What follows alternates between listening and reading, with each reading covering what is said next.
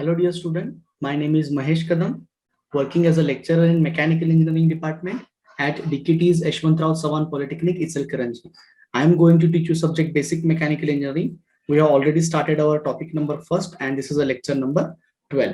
ठीक आहे, तर आपण आपला ऑलरेडी जो काय पहिला युनिट आहे steam boilers and steam turbines नावाचा तो युनिट आपण ऑलरेडी स्टार्ट केलेला आहे. त्याचं वेटेज 20 मार्काचं होतं. आणि लास्ट लेक्चरला आपण बॉयलर म्हणजे काय असतो, बॉयलरचे कोणकोणते क्लासिफिकेशन्स असतात, त्याचबरोबर रिक्वायरमेंट्स ऑफ गुड बॉयलर्स काय असतात हे आपण स्टडी केलं होतं.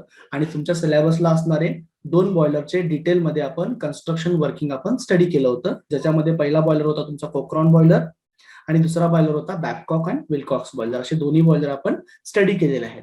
आता याचा जो काही पुढचा पार्ट आहे तो आपण आजच्या लेक्चरमध्ये बघणार आहोत. तर सगळ्यात पहिल्यांदा बघा, तर आजच्या लेक्चरमध्ये आपण बॉयलर माउंटिंग्स आणि ऍक्सेसरीज बद्दल डिस्कस करणार आहोत. तर आजच्या प्रेझेंटेशन मध्ये आपण बॉयलर माउंटिंग म्हणजे काय असतं, त्याची डेफिनेशन काय असणार आहे, कोणकोणत्या प्रकारचे बॉयलर माउंटिंग्स असणार आहेत आणि त्या प्रत्येक माउंटिंगचं काय फंक्शन असणार आहे ते आपण आजच्या लेक्चरमध्ये बघणार आहोत. त्याचबरोबर बॉयलर ऍक्सेसरीज म्हणजे काय असतात, कोणकोणत्या ऍक्सेसरीज आहेत आणि त्याचबरोबर प्रत्येक ऍक्सेसरीजचं फंक्शन काय असणार आहे ते आपण आजच्या प्रेझेंटेशन मध्ये बघणार आहोत. त्याचबरोबर at the end of this presentation आपण दोन्ही मधला difference between mounting and accessories देखील आपण स्टडी करणार आहोत. तर हे सगळं आपण आजच्या लेक्चरमध्ये बघायचं आहे. तर आपण स्टार्ट करूया वन बाय वन. तर स्टार्टिंग करूया आपण बॉयलर माउंटिंग पासून.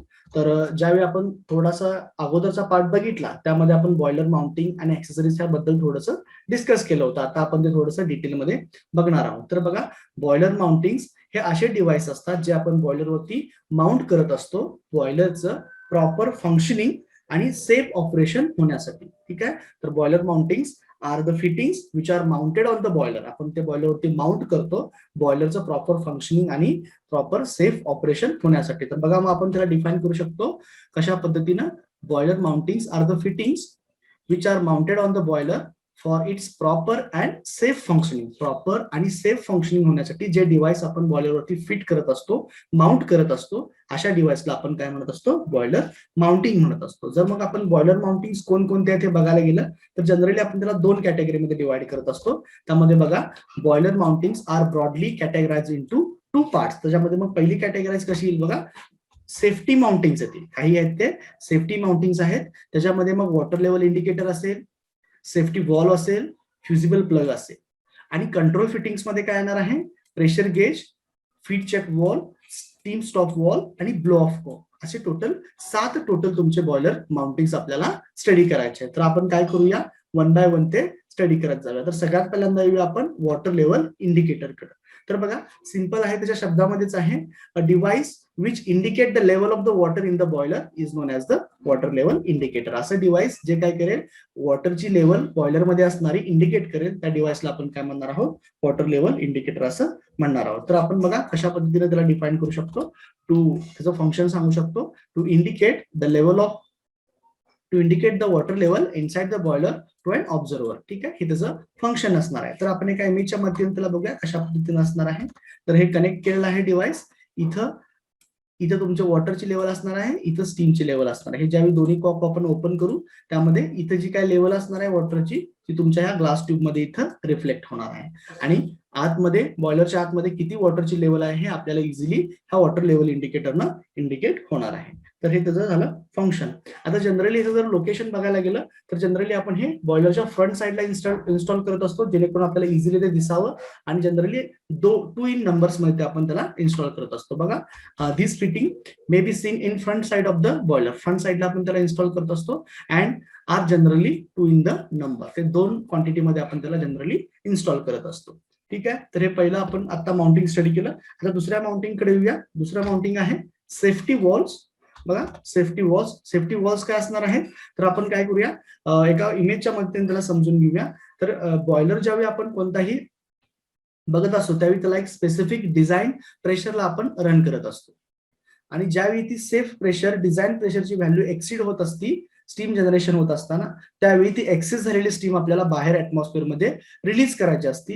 समजा जर ते आपण रिलीज केले नाही तर तुमच्या बॉयलरचं इंटरनल प्रेशर वाढणार आहे आणि इंटरनल प्रेशर वाढल्यामुळे due to increase in the internal pressure there is a chances of explosion of your boiler. त्यामुळे एक्सप्लोजन होण्याची चान्सेस तुमच्या बॉयलरची असणार आहे. तर बघा सिंपल इमेज मध्ये आता आपण बघूया. इथं तुम्हाला दिसतंय की वॉटरची लेवल आहे, त्याचबरोबर इथं स्टीमची लेवल आहे आणि ज्यावेळी आपलं कंटिन्युअस ऑपरेशन होत असणार आहे, स्टीम जनरेशन चालू आहे, पण एखाद्या स्टेजमध्ये आपलं जे काय स्टीमचं जनरेशन आहे ते डिझाईन लेवलच्या वरती गेलं, सेफ व्हॅल्यूच्या वरती गेलं, तर तुम्हाला या वॉल मधनं काय करता आली पाहिजे, प्रेशर जे काय एक्सेस आहे ते रिलीज करता आला पाहिजे. अशा पद्धतीने तुमची स्टीम जी काय ते बाहेर गेली पाहिजे आणि ज्यावेळी ते प्रेशर कमी होईल पुन्हा ते वॉल आहे असा परत आला पाहिजे. तर बघा नेक्स्ट मध्ये तुम्हाला दिसेल की जशा या पद्धतीने काय होते, स्टीम तुमची डिझाईन व्हॅल्यू पेक्षा जास्त गेली तर ऑटोमॅटिकली इथून बाहेर पडते आणि ज्यावेळी स्टीम बाहेर गेल्यानंतर त्याचं प्रेशर ड्रॉप व्हायला चालू होईल. ज्यावेळी ते परत सेफ लिमिटच्या आतमध्ये येईल त्यावेळी ऑटोमॅटिकली हा वॉल काय होणार आहे, वरती येऊन परत त्याच्या सीट वरती बसणार आहे आणि वॉल तो बंद होणार आहे. ठीक आहे. तर नेक्स्ट एक अॅनिमेशन आहे, तर त्याच्या अॅनिमेशनच्या मदतीने पण तुम्ही बघू शकता. बघा आता ह्याच्यामध्ये ऑब्झर्व करा, जो काय वॉल आहे तो आता बसलेला आहे आणि प्रेशर आपल्या विदिन लिमिट आहे. एक्सिट झाल्या लगेच काय झाला, तो वॉल ओपन झाला आणि स्टीम तुमची काय होणार आहे, रिलीज होणार आहे. तर अशा पद्धतीने आपण हे अॅनिमेशनच्या सहाय्याने समजून घेऊ शकतो. मग हे जर फंक्शन बघायला गेलं तर ते कशा पद्धतीने बघा, safety valves are the devices attached to the steam chest for preventing explosion due to excessive internal pressure of the steam. स्टीमचं जे काय इंटरनल प्रेशर जे आहे ते एक्सेस झालं, त्याच्यामुळे काय तुमचं काय होऊ शकतं, एक्सप्लोजन होऊ शकतं. ते अवॉइड करायचं काम कोण करणार आहे, सेफ्टी वॉल्स करणार आहे. तर steam boilers usually provided with 2 safety walls placed directly on it. आता याच्यामध्ये 2 सेफ्टी वॉल असणार आहेत. बघा आपण आता जे डिस्कशन केलं त्याच्यावरून आपण सांगू शकतो की पहिला जो सेफ्टी वॉल असणार आहे तो कशासाठी असणार आहे, तुमच्या स्टीमचं जे काय प्रेशर जर एक्सेस झालं, वर्किंग होत असताना प्रेशर जर एक्सेस झालं तर ते रिलीज करायचं काम कोण करेल, एक स्टीम वॉल करणार आहे. आणि दुसरा काय असणार आहे, समजा इन केस तुमच्या जी काय बॉयलर मधली वॉटरची लेवल काय झाली, सेफ लेवलपेक्षा खाली आली. ठीक आहे, सेफ लेवलपेक्षा जर खाली आली तर तुमची स्टीमची क्वांटिटी वाढत जाणार आहे आणि स्टीमची क्वांटिटी वाढत जाणं हे धोक्याचं आहे, डेंजरस आहे. त्यावेळी पण काय झालं पाहिजे, तुमची स्टीम तुम्हाला इमिजिएटली एक्सप्लोजनचा जो काय चान्सेस आहे ते अवॉइड करायला इमिजिएटली एन्व्हायरमेंट मध्ये तुम्हाला बाहेर टाकता आली पाहिजे. तर हे काम असणार आहे, तुमचे 2 फंक्शन असणार आहेत सेफ्टी वॉलचे. तर बघा आपण ते स्टडी करूया. काय म्हणते पहिलं फंक्शन, तर 2 वॉल्स असणार आहे. त्यातला पहिला वॉलचं फंक्शन काय आहे, 1 safety valve for releasing excess steam pressure, excess स्टीमचं प्रेशर रिलीज करण्यासाठी जो पहिला वॉल असणार आहे. आणि दुसरा आहे बघा second safety valve to blow off the steam when the water level in boiler falls below preset value. Preset value पेक्षा सेफ व्हॅल्यू पेक्षा जर खाली गेलं तर तुमची स्टीम काय करावी, फोर्सली तुम्हाला ब्लो ऑफ करावी लागते बाहेर फॉर द सेफ्टी रिझन्स. त्यामुळं हा काय आहे, त्याचा सेकंड फंक्शन आहे. तर आपण तुमचा सेकंड जो आहे तो माउंटिंग स्टडी केला. आता तिसऱ्याकडे जाऊया आपण, फ्युजिबल प्लग. हा एक महत्वाचा माउंटिंग आहे, फ्युजिबल प्लग. आपण एक इमेज घेऊया आणि त्याच्यामध्ये आपण त्याला स्टडी करूया. तर बघा त्याच्यामध्ये ज्यावेळी आपण डायग्राम बघतोय तर तुम्हाला या डायग्राम मध्ये दिसेल की इथे तुमचं स्टीमचा स्पेस आहे, त्याचबरोबर इथे जो काही खाली येतो तुमचा वॉटरचा स्पेस आहे आणि फर्नेस जी आहे ती खाली आहे. ज्यावेळी रेग्युलर ऑपरेशन चालू असणार आहे त्यावेळी तुमचं जे काय स्टीमची जी काय लेवल असणार आहे किंवा स्टीमचा स्पेस आणि वॉटरचा स्पेस हा बॅलन्स केलेला असणार आहे, ज्या पद्धतीची रिक्वायरमेंट आहे त्या पद्धतीनं. समजा इन केस जर तुमचा जर जो काही फीड पंप आहे जो बॉयलरला वॉटर फीड करतो त्याला जर प्रॉब्लेम झाला तर तुमची काय होईल, वॉटरची लेवल हळूहळू काय होईल, ड्रॉप व्हायला चालू होईल. आणि वॉटरची लेवल कमी झाल्यामुळे स्टीम जनरेशन जर तुमचं कंटिन्युअस चालू आहे, कारण तुमचं फर्नेस मधून कंटिन्युअसली हीट त्याला मिळत आहे, मग त्यावेळी काय होणार आहे, स्टीमचा स्पेस हळूहळू वाढत जाणार आहे. मग आपल्याला अशा वेळी एक्सप्लोजनचा धोका टाळण्यासाठी काय करावं लागतं, तुमचं जर काय फर्नेस आहे त्याला काय करावं लागतं, बंद करावं लागतं, शट ऑफ करावं लागतं. मग त्यावेळी काय होणार आहे, त्यावेळी हा जो काय फ्युजिबल प्लग आहे तो मेल्ट होईल आणि वरूनची जी काय स्टीम आहे त्या स्टीमला पॅसेज प्रोव्हाइड करेल आणि तुमची फर्नेस पूर्णपणे बंद करून टाकणार आहे, शट ऑफ करणार आहे. बघा ते आपण ह्या इमेजमध्ये ते इझिली तुम्हाला कळून जाईल. तर ह्या इमेजमध्ये तुम्ही ऑब्झर्व करा की कशाच पद्धतीनं स्टीमनं सगळा स्पेस घेतलेला आहे आणि टेम्परेचर स्टीमचं जास्त असल्यामुळे हा काय होईल, तुमचा वॉल जो आहे फ्युजिबल प्लग आहे तो काय होईल, मेल्ट होईल. जनरली हा गन मेटल पासून बनलेला असतो, मेल्ट झाल्यामुळे अशा पद्धतीचा पॅसेज तुमच्या स्टीमला क्रिएट होईल आणि ते इमिजिएटली तुमची स्टीम कुठे येणार आहे, फर्नेसमध्ये येणार आहे आणि फर्नेसला काय करणार आहे, ते बंद करून टाकणार आहे, जेणेकरून जो तुमचा पुढचा जो एक्सप्लोजनचा धोका आहे तो टळणार आहे. मग आपण याला सिंपल वे मध्ये त्याचं फंक्शन कसं सांगू शकतो की फ्युजिबल प्लगचं काय फंक्शन आहे, to put off the fire in the furnace. Furnace मधले जी काय फायर आहे त्याला बंद करायचं काम कोण करणार आहे, फ्युजिबल प्लग करणार आहे. तर बघा आपण कसं रीड करू शकतो याला, to put off or stop the fire in the furnace of the boiler when the level of the water in the boiler falls to unsafe limit. एका सेफ लिमिट पेक्षा आपण जर खाली आलो, अनसेफ लिमिट मध्ये आलो, तर त्यावेळी तुम्हाला इमिजिएटली काय करणं गरजेचं असतं, तुमच्या फर्नेस मधली फायर विझवणं गरजेचं असतं, आणि ते कोण करत असतं, तुमचा फ्युजिबल प्लग करत असतो. तर हे तुमचं आपण तिसरा स्टडी केला. आता जर याचं लोकेशन जर बघायला झालं तर बघा, याचं जर लोकेशन बघायला गेलं तर तुम्हाला बॉयलरमध्ये कुठं असणार आहे, तर तुम्हाला इथे दिसतोय बघा, ह्या बॉयलरमध्ये ऑब्झर्व करा फ्युजिबल प्लग. तर इथे लोकेशन तिथे दिसते. मग ज्यावेळी इथली जी काय वॉटरची लेवल कमी झाली तर स्टीमची लेवल जास्त झाल्यानंतर तुम्हाला काय करायला लागतं, इमिजिएटली हा फर्नेस मधली फायर आहे ती शट ऑफ करावी लागते. तर तो काय करेल, ह्यावेळी मेल्ट होईल, आणि मेल्ट झाल्यानंतर तुमच्या जी काय वरची स्टीम आहे त्याला पॅसेज प्रोव्हाइड होईल, आणि स्टीम काय करणार आहे, पूर्णपणे तुमच्या फर्नेसला ऑफ करून टाकणार आहे. तर हे फंक्शन झालं तुमच्या फ्युजिबल प्लगचं. आता नेक्स्ट आपण स्टडी करूया, पुढचा माउंटिंग आहे ते प्रेशर गेज. सिंपल आहे प्रेशर गेज. तसं प्रेशर गेजला तुम्ही कसं सांगू शकता, की एक डिव्हाइस जे काय करेल, इझिली तुमच्या प्रेशरचं स्टीमचं प्रेशर इंडिकेट करणार आहे. जे डिव्हाइस स्टीमचं प्रेशर इंडिकेट करण्यासाठी असं त्याला काय करणार, आपण म्हणत असतो प्रेशर गेज असं म्हणत असतो. तर तुम्ही या डायग्राम मध्ये बघू शकता कशा पद्धतीने त्याचं एक प्रेशर गेज असणार आहे. तर याच्यामध्ये प्रेशर जे दिलेलं आहे ते बार मध्ये दिलेलं आहे, आपण बार मध्ये मेजर करू शकतो. त्याचबरोबर दुसरा अजून एक युनिट दिलेला आहे, PSI दिलेला आहे.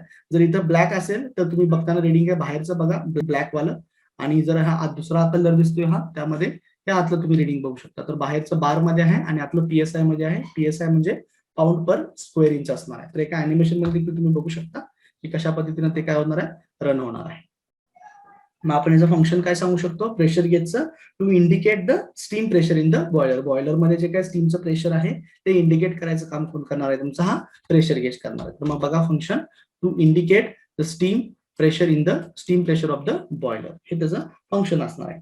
ठीक आहे, हा आपला फोर्थ माउंटिंग स्टडी करून झालाय. त्यानंतर आपण नेक्स्ट पुढे जाऊया, पुढच्या माउंटिंगकडे, फीड चक वॉल कडे जाऊया. Feed check valve. तर फीड चक वॉलचं आपण जे काय फंक्शन आहे ते ह्या इमेजच्या मदतीने समजून घेऊया. बघा याच्यामध्ये कसं असणार आहे, तर फीड पंप जो असतो तो काय करत असतो, कंटिन्युअसली वॉटर सप्लाय करत असतो. इथे दिसेल तुम्हाला की हा काय करतोय, फीड पंप कडून येणारं वॉटर तुमच्या बॉयलरला सप्लाय करते, आणि ते येते तुमच्या फीड चक वॉल मधून येते. तर ह्याचं पहिलं फंक्शन काय आहे, to regulate the supply of water which is pumped into the boiler through feed pump. Feed pump कडून येणारं जे वॉटर आहे ते बॉयलर मध्ये सप्लाय करायचं काम कोण करणार आहे, तुमचा हा फीड चक वॉल करणार आहे. मग हा जो काय वॉल्व असणार आहे तो वन डायरेक्शन असणार आहे, म्हणजे तो इझिली काय करेल, तुमचा फ्लो ह्या डायरेक्शन मध्ये अलाव करणार आहे. कोणत्या डायरेक्शन मध्ये अलाव करणार आहे, फीड पंप कडून बॉयलरच्या डायरेक्शन मध्ये तो इझिली अलाव करणार आहे. तर हे त्याचं फंक्शन झालं, पहिलं फंक्शन झालं. समजा आता दुसऱ्या केसमध्ये काय होईल, ज्यावेळी चुकून तुमचं पंपचं जे काय वर्किंग आहे ते थांबलं, ठीक आहे, पंपचं वर्किंग थांबलं, तर त्यावेळी किंवा जी लेवल आहे ती वॉटर बॉयलर मधली कमी झाली लागली, प्रेशर जर आतलं कमी झालं, तर याच्यामध्ये आपण इझिली समजून घेऊ शकतो. बघा अशा पद्धतीनं इथलं जर काय प्रेशर आहे, हे प्रेशर जर जास्त झालं तर तुमचं वॉटर काय होईल, रिटर्न यायला बघणार आहे इकडं, किंवा पंप इमिजिएटली थांबला तर हे वॉटर रिटर्न यायला बघणार आहे. तर त्यावेळी काय करता आलं पाहिजे, हा जो काय चक वॉल आहे तो त्याच्या सीटवरती बसून त्यानं पूर्णपणे हा फ्लो काय झाला पाहिजे, थांबवला पाहिजे. तर तुम्ही नेक्स्ट इमेज मध्ये बघू शकता, याचं पहिलं आपण फंक्शन स्टडी करून घेऊया, to regulate the supply of water which is pumped into the boiler. आणि आता जसं मी म्हणलो सेकंड वाला, तर सेकंड मध्ये काय सांगू शकतो आपण, ज्यावेळी वॉटर तुमचं रिटर्न यायला लागेल त्यावेळी काय असणार आहे, रिटर्न येत असताना ते इथं तुमचा चेक वॉल काय करणार आहे, त्याचा फ्लो रिस्ट्रिक्ट करणार आहे. मग आपण दुसरं काय करू शकतो, जे काय वॉटर इकडे येत आहे त्याला प्रिव्हेंट करायचं काम करणार आहे. ठीक आहे, तर दुसरं फंक्शन बघा, to prevent escaping of water from the boiler. Boiler मधून येणारं वॉटर त्याला प्रिव्हेंट करायचं काम कोण करणार आहे, फीड चक वॉल करणार आहे. कधी, Wien pump pressure is less or pump is stop. ज्यावेळी पंपचं प्रेशर कमी असेल त्यावेळी, किंवा पंप जर वर्किंग करायचा थांबला त्यावेळी. तर हे तुमचं पाचवा जो काय फीड चक वॉल तो आपण स्टडी केला. आता आपण सहाव्या ह्याच्याकडे जाऊया, माउंटेन्स कडे जाऊया, स्टीम स्टॉप वॉल. ठीक आहे, स्टीम स्टॉप वॉलचं जनरली जे लोकेशन असणार आहे ते कुठं असणार आहे, बॉयलरच्या टॉपला असणार आहे. तर आपण बघा स्टीम स्टॉप वॉलचं फंक्शन काय असणार आहे, या इमेजच्या मदतीने आपण समजून घेऊया. जी काय स्टीम तयार होणार आहे, तयार झालेली स्टीम आपण आपल्या ऍप्लिकेशनला इथून घेणार आहोत. तर ते जो काय सप्लाय आहे, तर बॉयलरच्या सेल मधून बाहेर येण्यासाठी जे काय आपला वॉल वापरत असतो त्याला आपण काय म्हणत असतो, स्टीम स्टॉप वॉल असं म्हणत असतो. तर याचं फंक्शन काय असणार आहे, to control or regulate the flow of steam from the boiler. Boiler कडून जो काय सप्लाय येणार आहे, ठीक आहे, बॉयलर कडून जो काय सप्लाय येणार आहे आपल्या ऍप्लिकेशनला, त्याला कंट्रोल आणि रेग्युलेट काम करायचं कोण करणार आहे, काम स्टीम स्टॉप वॉल करणार आहे. तर बघा त्याचं पहिलं फंक्शन काय म्हणू शकतो आपण, to control or regulate the flow of steam from the boiler. To main steam outlet pipe as per the requirement. ज्याप्रमाणे आपल्याला रिक्वायरमेंट असणार आहे त्याप्रमाणे आपण हा काय करणार आहे, हे जे काय हँडल आहे, हँडबिल आहे, ते आपण रोटेट करून आपल्याला पाहिजे त्या प्रमाणात आपण आपली स्टीम आपल्या ऍप्लिकेशनला युज करणार आहे. तर हे त्याचं पहिलं फंक्शन झालं. आता दुसऱ्या केसमध्ये काय असणार आहे, ज्यावेळी आपल्याकडे काहीच लोड नाहीये, ऍप्लिकेशन काहीच नाहीये, कुठलंही ऍप्लिकेशन रन होत नाहीये, त्यावेळी स्टीम स्टॉप वॉल्व्ह काय केलं पाहिजे, पूर्णपणे तुमचा स्टीमचा जो काय सप्लाय तो थांबवला पाहिजे. तर मग आपण सेकंड याच्यामध्ये बघू शकतो बघा की कशा पद्धतीने काय केलंय, इथं पूर्णपणे त्याला स्टीमचा जो काय फ्लो आहे तो काय केलाय, ब्लॉक केलेला आहे. तर अशा पद्धतीने त्याचं सेकंड फंक्शन असलं पाहिजे. मग आपण काय म्हणतोय, सेकंड फंक्शन काय म्हणतोय त्याचं, की तो जो काय सप्लाय तो स्टॉप केला पाहिजे कधी, ज्यावेळी कोणतंच ऍप्लिकेशन त्याच्यावरती रन होत नसणार आहे त्यावेळी. तर मग बघा आपण कसं म्हणू शकतो, to stop or shut off the flow of steam completely when it is not needed for any application to run. ज्यावेळी आपल्याला स्टीम कोणत्याच ऍप्लिकेशन रन करण्यासाठी लागत नाहीये त्यावेळी त्याचा जो काही सप्लाय तो इमिजिएटली त्यांना स्टॉप केला पाहिजे, हे त्याचं फंक्शन असणार आहे. तर असे दोन फंक्शन असणार आहेत स्टीम स्टॉप वॉल्वचे. ज्यावेळी गरज आहे त्यावेळी आपल्याला रिक्वायरमेंट नुसार त्याने स्टीम दिली पण पाहिजे, आणि ज्यावेळी आपल्याला कोणतंही ऍप्लिकेशन रन करायचं नाही त्यावेळी त्याने इमिजिएटली त्याचा सप्लाय थांबवला पाहिजे. तर हे त्याचे दोन फंक्शन असणार आहे. तर आपण जाऊया नेक्स्ट त्याच्या लास्ट जो तुमचा माउंटिंग आहे त्याच्याकडे. लास्ट माउंटिंग आहे तुमचा ब्लो ऑफ कॉक. तर ब्लो ऑफ कॉक मध्ये बघा, ज्यावेळी तुम्हाला बॉयलर तुमचा एम्प्टी करायचा असतो, म्हणजे बॉयलर मधलं सगळं आपल्याला वॉटर बाहेर घ्यायचं असतं, किंवा बॉयलरच्या बॉटमला काही जर पार्टिकल्स किंवा इम्प्युरिटीज आले असतील, मड असेल, तर तुम्हाला इझिली तो बाहेर काढायचा असेल तर त्यावेळी तुमच्या ब्लो ऑफ कॉकचा उपयोग होणार आहे. तर बघा ह्या इमेजच्या मधून आपण समजून घेऊया. तर इथून काय होते, हा बॉयलरच्या जनरली बॉटमला बसवलेला असतो. तर इथं बॉयलर मधलं वॉटर आहे, ठीक आहे. ज्यावेळी आपल्याला काय करायचं, हे वॉटर बाहेर काढायचं आहे, एस्केप करायचं, ड्रेन करायचं आहे, त्यावेळी आय विल हा कॉक वरती घेतला जाईल. त्या इमेज मध्ये तुम्ही बघू शकता, आणि त्या इमेज मध्ये नंतर घेतल्यानंतर काय होईल, इझिली तुमचं वॉटर काय करू शकता, तुम्ही ड्रेन करू शकता. म्हणजे ज्यावेळी आपल्याला बॉयलर मधनं वॉटर जे काय बाहेर काढायचं असेल, ड्रेन करायचं असेल, त्यावेळी तुम्ही ब्लो ऑफ कॉकच्या मदतीने ते इझिली करू शकता. मग बाहेर काढण्याची आपल्याला दोन वेळी गरज असणार आहे. एक तर समजा चालू वर्किंग मध्ये काहीतरी प्रॉब्लेम आला, तुम्हाला रिपेअर किंवा मेंटेनन्स पार्ट ऑफ व्ह्यू तुम्हाला जर एम्प्टी करायचं असेल तर तुम्ही त्यावेळी एम्प्टी करू शकता, किंवा एखादा ब्रेकडाऊनचा प्रॉब्लेम आला मेंटेनन्सच्या वेळी तर तुम्ही त्यावेळी देखील हे करू शकता. किंवा सगळं जर आपलं वर्किंग पूर्ण आहे आणि तुमचे जे काय मड असतील, स्केल असतील, इम्प्युरिटीज असतील, ज्या बॉटमला बॉयलरच्या आलेल्या आहेत, त्यावेळी तुम्हाला काय करू शकता, त्याला आपण डिस्चार्ज करू शकतो. म्हणजे बघा त्याचं फंक्शन काय असणार आहे, to empty the boiler if inspection and repairs of the boiler is necessary as a major of preventive maintenance. ठीक आहे, प्रिव्हेंटिव्ह मेंटेनन्सच्या पॉईंट ऑफ व्ह्यू आपण काय करू शकतो, ज्यावेळी लागणार आहे त्यावेळी आपण एम्प्टी करू शकतो. इफ ब्रेकडाऊन मेंटेनन्स, म्हणजे ब्रेकडाऊन म्हणजे तो पूर्णपणे बंद पडला, काही प्रॉब्लेम आला त्याला, breakdown maintenance is to be carried out when the steam power plants including boiler is not functioning properly. ज्यावेळी आपल्याला बॉयलरचं फंक्शनिंग प्रॉपर होत नाहीये, काहीतरी ब्रेकडाऊन झाला तर त्यावेळी आपल्याला एम्प्टी करणं गरजेचं असतं. हे तर पहिलं फंक्शन झालं. आणि दुसरं काय म्हणू शकतो आपण, to discharge the mud, scale और sediments for which are accumulated at the bottom of the boiler. बॉयलरच्या बॉटमला जे काय मड्स असतील, स्केल असतील, इम्प्युरिटीज असतील, जे काय साठलेले असतील, त्याला बाहेर काढायचं काम कोण कोण करणार आहे, ब्लो ऑफ कॉक करणार आहे. तर हे त्याचं फंक्शन झालं. तर हे सगळे आपण आता काय स्टडी केले, सगळे बॉयलरचे माउंटिंग्स आपण स्टडी केले. टोटल 7 माउंटिंग्स आता बघितले. आता आपण जाऊया बॉयलरच्या ऍक्सेसरीज कडे जाऊया. तर ज्याप्रमाणे आपण माउंटिंग्स आपण कशासाठी वापरत असतो, की बॉयलरच्या सेफ्टीच्या दृष्टीनं, त्याचं प्रॉपर फंक्शनिंग होण्याच्या दृष्टीनं आपण बॉयलर्स माउंटिंग्स वापरत असतो. आणि ज्यावेळी आपण ऍक्सेसरीज कडे येत असतो त्यावेळी ऍक्सेसरीज आपण काय करतो, बॉयलरची इफिशियन्सी इन्क्रीज करण्यासाठी आपण ऍक्सेसरीज वापरत असतो. तर मग बघा आपल्याला कशा पद्धतीने डिफाईन करता येईल. मग accessories forms the integral part of the boilers. They are use to increase the efficiency of the boiler. They also help in smooth working of the boiler. म्हणजेच बॉयलर ऍक्सेसरीज काय होतात, आपण इफिशियन्सी इन्क्रीज करण्यासाठी त्याला बॉयलरमध्ये घेत असतो. आणि ते काय होतात, ज्या पद्धतीने बॉयलर माउंटिंग आपण बॉयलरच्या वरती माउंट करत असतो, तर ह्या प्रमाणे बॉयलर ऍक्सेसरीज काय होतात, ते बॉयलरचा इंटिग्रल पार्ट होतात. म्हणजे आतल्या कन्स्ट्रक्शनच्या पार्टमध्ये ते जात असतात, आणि त्याच्यामुळे तुमच्या बॉयलरची, तुमच्या प्लांटची इफिशियन्सी काय होत असते, इन्क्रीज होत असते. जर मग आपण बॉयलर ऍक्सेसरीज जर बघायला गेलं तर जनरली 4 ऍक्सेसरीज आपण वापरत असतो. त्याच्यामध्ये येणार आहे पहिला फीड पंप येणार आहे, सेकंड येणार आहे सुपर हिटर येणार आहे, थर्ड तुमचा इकॉनॉमायझर येणार आहे, आणि फोर्थ एअर फिल्टर येणार आहे. तर हे 4 बॉयलर ऍक्सेसरीज आपण वापरत असतो. ह्या वापरल्यामुळे आपल्या बॉयलरची, आपल्या प्लांटची इफिशियन्सी आपण काय करत असतो, इन्क्रीज करत असतो. तर ह्याच्यामध्ये मग 1 बाय 1 आपण बघत जाऊया.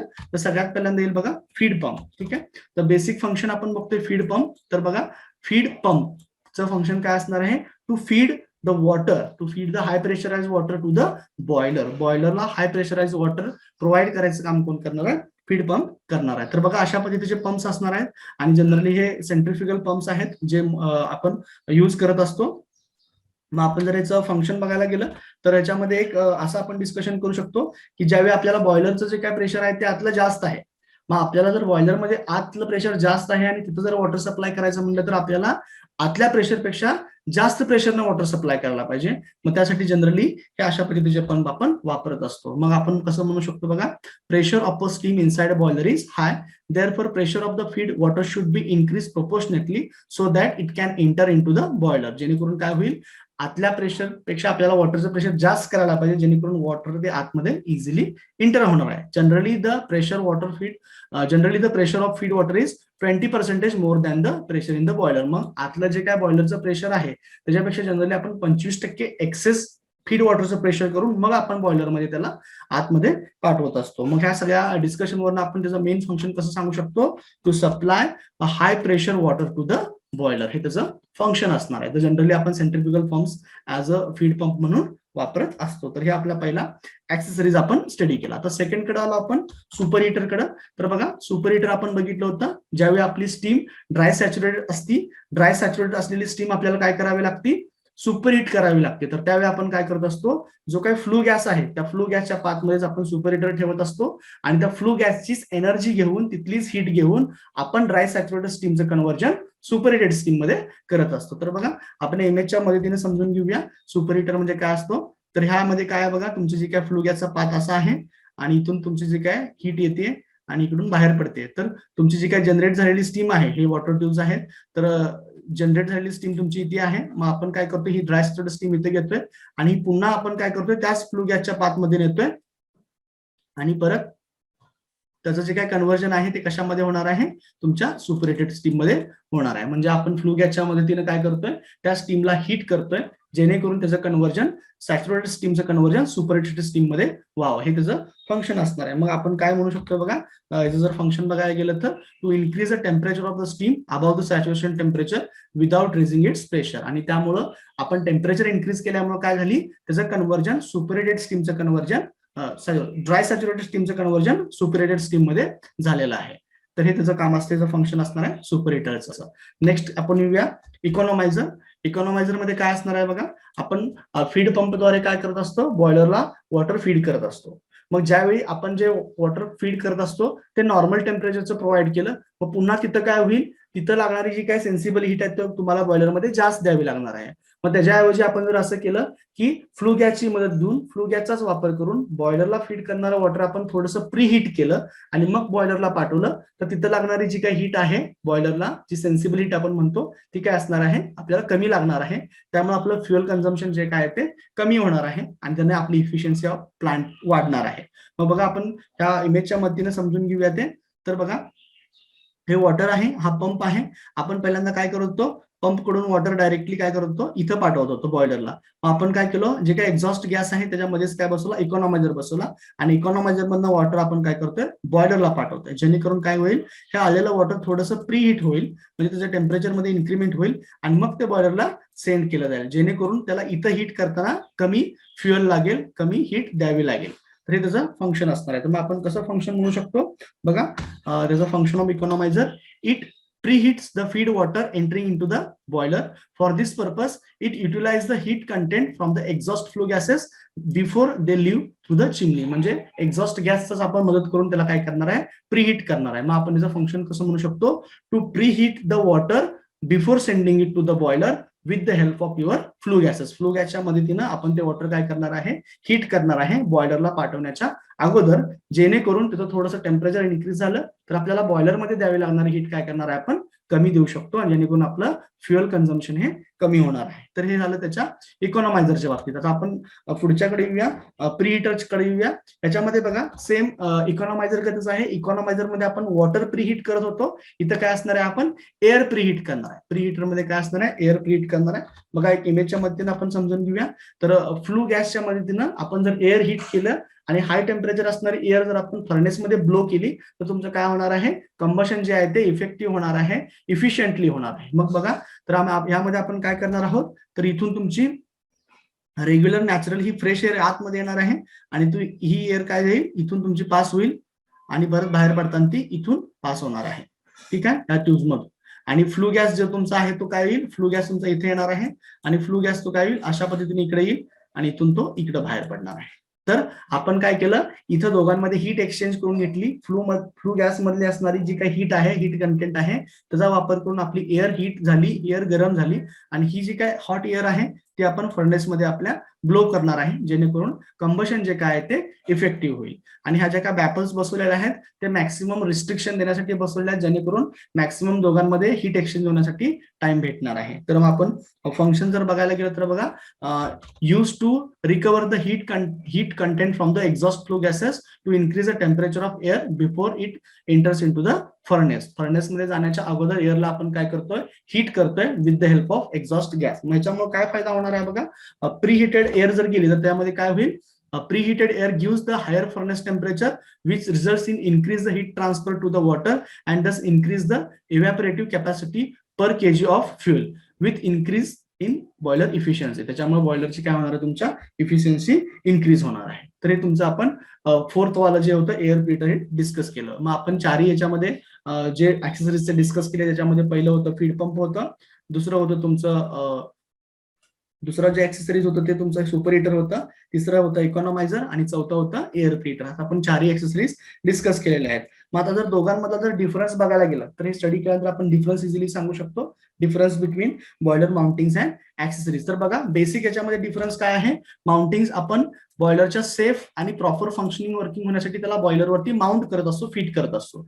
आणि ऍक्सेसरीज काय असतात, बॉयलरची इफिशियन्सी इन्क्रीज करण्यासाठी आपण करत असतो, जे त्या बॉयलरचा इंटिग्रल पार्ट होत असतात. ठीक आहे, हे झालं. आणि त्याचबरोबर बघा मग कशा पद्धतीने आपल्याला डिफरन्स करता येईल, तर इकडे माउंटिंग्स आहेत, इकडे ऍक्सेसरीज आहेत. तर माउंटिंग्स मध्ये काय सांगू शकतो आपण, mountings are the safety devices that control the process of steam generation. ते एक सेफ्टी डिव्हाइसेस म्हणून ऍक्ट होणार आहेत. आणि ऍक्सेसरीज काय असणार आहेत, accessory increase the efficiency of the steam power plant. Steam power प्लांटची इफिशियन्सी इन्क्रीज करण्यासाठी आपण काय करत असतो, ऍक्सेसरीजचा वापर करत असतो. मग एखाद्या सिस्टीम मध्ये बॉयलरमध्ये माउंटिंग्स हे माउंट करणं गरजेचं असतं. दीज आर द इसेन्शियल, आपण त्याला माउंट करावाच लागणार आहे.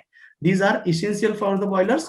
आणि इकडे काय असणार आहे, दे आर ऑक्झिलरी, म्हणजे आपण ते ऑप्शन मध्ये देखील ठेवू शकतो. जर आपल्याला इफिशियंटली काम करायचं असेल तर त्याला आपण ऑप्शन मध्ये देखील ठेवू शकतो. पण आपण वापरलं तर आपल्या प्लॅनची इफिशियन्सी काय होणार आहे, इन्क्रीज होणार आहे. मग हे काय असतात, हे फिटिंग्स असतात जे आपण बॉयलरवरती माउंट करत असतो.